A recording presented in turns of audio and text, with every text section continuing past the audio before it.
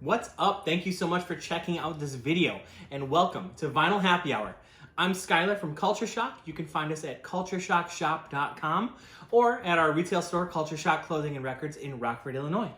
I have some really great records we're going to be pumping out. I'm drinking some coffee because I actually have two videos for Vinyl Happy Hour this week where we bring and kind of show off some packaging on some of the special limited releases and other things getting reissued for the week.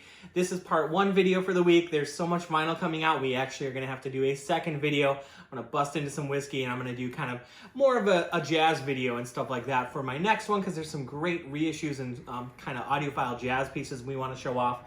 But one of the big releases of the week we want to talk about, which is actually technically a reissue, but kind of not because there's extras, is the Deftones White Pony limited indie store exclusive 20th anniversary box set with remixes and stuff like that.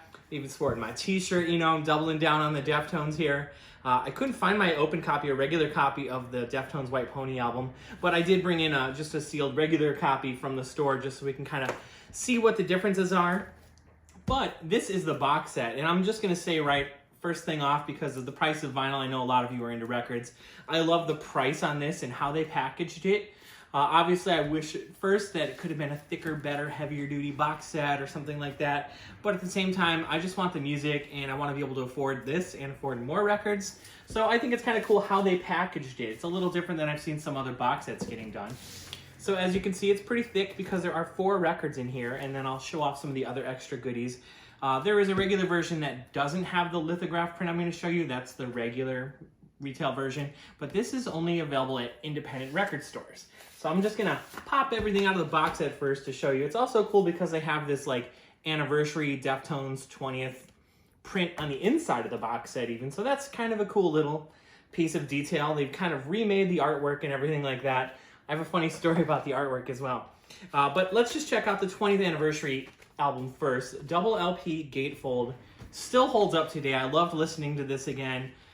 Every album has, every side of the record has a great song on it. But yeah, very different artwork. You see just the horse, the White Pony logo, and they even have the White Pony with a 20 logo. So even the records themselves are different too because they actually have the 20th logo. So it's not just the same album that's been in print or a reissue of the exact same album. So they did that. But here's the big news. And what's really cool about this is when I first heard they were doing remixes, I wasn't sure if that would be on vinyl or not. This is the extra double LP. This is they're calling this Black Stallion. So it actually has a name. It's not just the White Pony remixes. What's really funny though is when I was trying to show pictures of this, I was like, screw this. I'm just gonna take pictures when it comes in the store because I was unhappy with the photos online of it or whatever. But I thought it was like pixelated or something. But as you can see, being as that the Black Stallion album is a remix album, it's kind of glitched out and electronified or whatever. But anyway, the remix is on here. It's a great album just to hear it remixed. There's a lot more electronics and a lot more bass to it also. They actually have some remixes with DJ Shadow. That's probably my favorite remix is he did Digital Bath. But it's also cool to see the Phanogram remix, the Robert Smith remix, Purity Ring, Trevor Jackson, Mike Shinoda, of course. There's a real kind of give it a new metal Linkin Park vibe to the Passenger remix. On the 4th side of the record, I should also point out, because this actually only took up 3 sides of the record, we get the Black Stallion or White Pony logo on the vinyl also.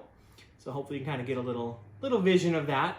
You know, this gives me an idea too. I should be telling everyone, I don't know if you do this when you watch YouTube. I love watching YouTube on like my flat screen TV. I was just saying, like, sometimes it's hard to see things on a phone. So I love to be able to, you know, just click my phone to pan over to my screen or look it up on YouTube on my Apple TV or whatever. So I don't know. Are you guys watching this on TV or on phones? I'd like to know. Leave a comment.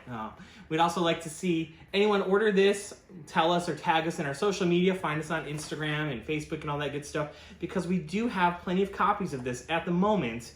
As you know, a lot of vinyl sells out or is very limited, so get it while you can because this is at cultureshockshop.com, which you can choose in-store pickup or we'll ship it to you.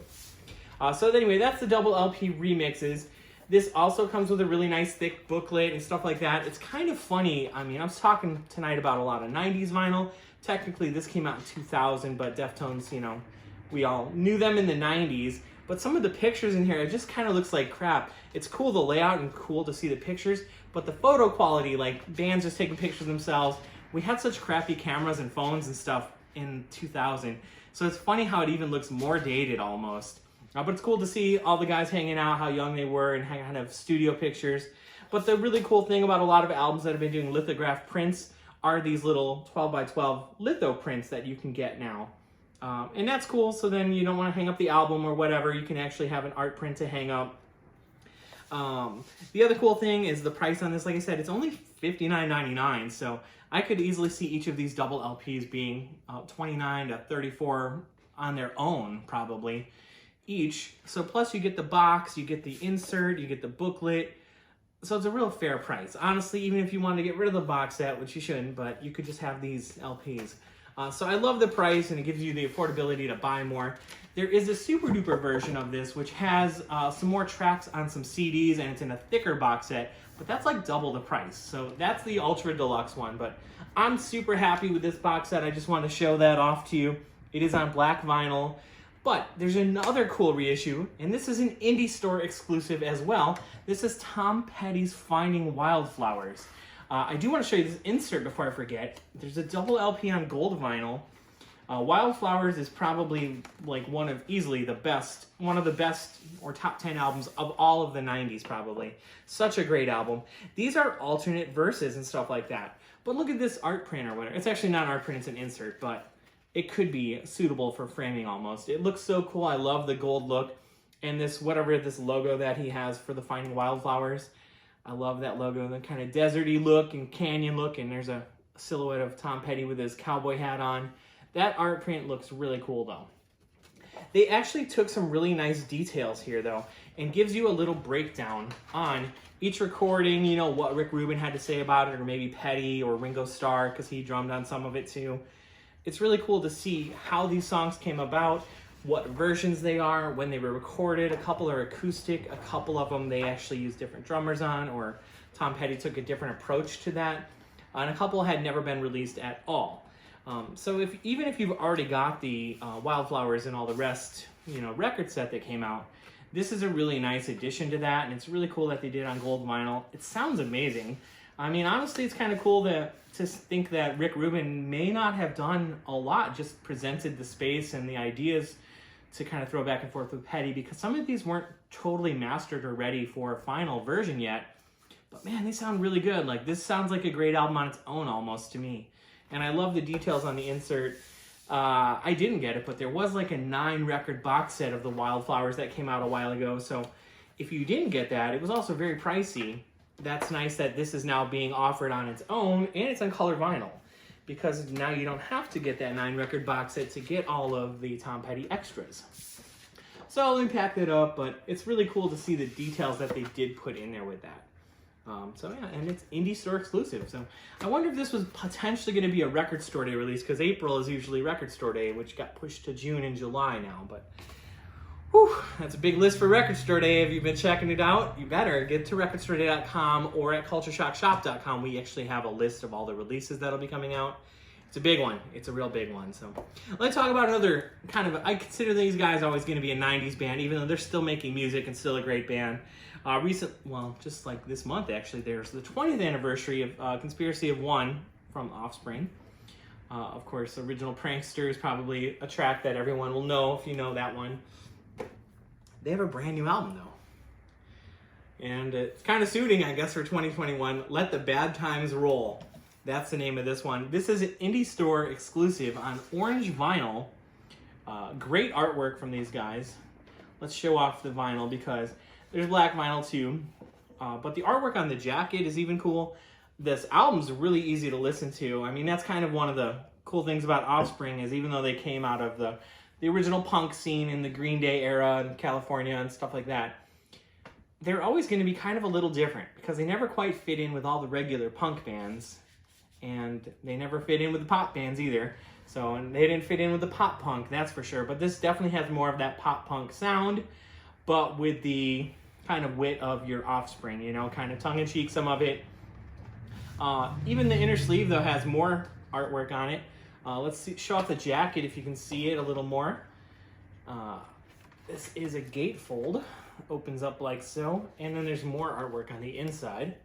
But it's just a really well-recorded album. Love the sound of it. These guys always sound good to me.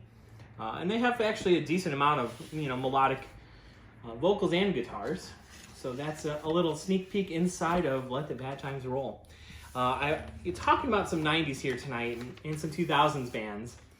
This is one that's kind of always been off my radar a little bit, and I got a pleasant surprise when I opened it, actually. This is Anthrax, Stomp 242. Stomp 442. I was like, wait a minute. Stomp 442.